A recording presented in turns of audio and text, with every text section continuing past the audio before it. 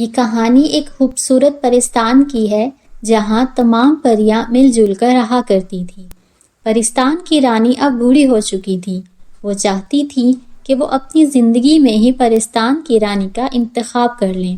اس کے لیے رانی نے ایک بہت بڑے مقابلے کا انتظام کرنے کا حکم دیا۔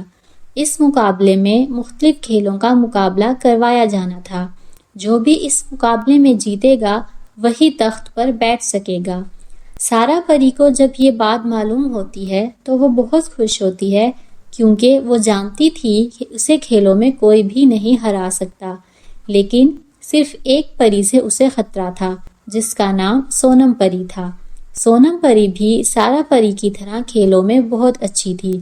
سارا پری نے سوچا کیوں نہ سونم پری کو راستے سے ہی ہٹا دیا جائے۔ سارا پری نے سونم پری کے کھانے میں ایک دوائی ملانا شروع کر دی، جس سے سونم پری کا جسم پھولنے لگا اور وہ بہت موٹی ہو گئی۔ اس وجہ سے سونم پری بہت پریشان ہو گئی۔ آخر یہ میرے ساتھ کیا ہو رہا ہے؟ میں اتنی موٹی کیوں ہو گئی ہوں؟ کوئی دوائی بھی مجھ پر اثر نہیں کر رہی۔ میں کیسے کھیلوں میں حصہ لوں گی؟ ایسے ہی وقت گزرتا رہتا ہے اور مقابلے کا دن آ جاتا ہے۔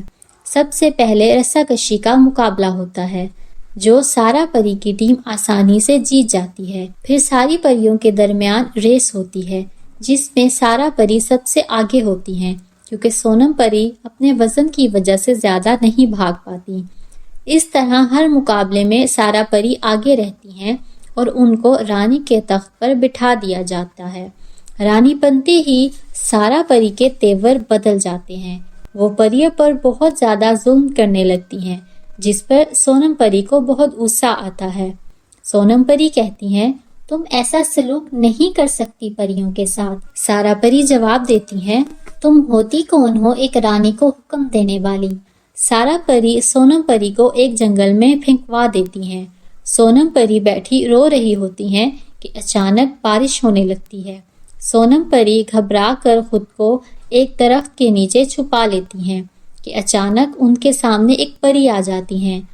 وہ کہتی ہیں سونم پری کیا ہوا؟ آپ کیوں رو رہی ہیں اور اس وقت اتنی بارش میں یہاں کیا کر رہی ہیں؟ سونم پری روتے روتے اس پری کو ساری کہانی سناتی ہیں۔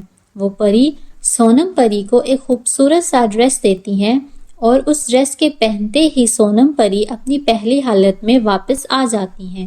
وہ سونم پری کو ایک جادو کی چھڑی بھی دیتی ہیں۔ سونم پری وہ چھڑی لے کر دربار میں آتی ہیں اور آتے ہی سب کو سارا پری کی حقیقت دکھا دیتی ہیں۔ پرستان کی پریاں پہلے ہی سارا پری سے بہت تنگ ہوتی ہیں۔ ایک پری کہتی ہے سونم پری ہم بہت تنگ آ چکے ہیں سارا پری سے۔ یہ ہم سے بہت زیادہ کام کرواتی ہیں اور کھانے کو بھی ٹھیک سے نہیں دیتی۔ سارا پری کو تخت سے اتار دینا چاہیے۔ ساری پریاں مل کر سارا پری کو پرستان سے بھگا دیتی ہیں اور سونم پری کو رانی بنا دیتی ہیں۔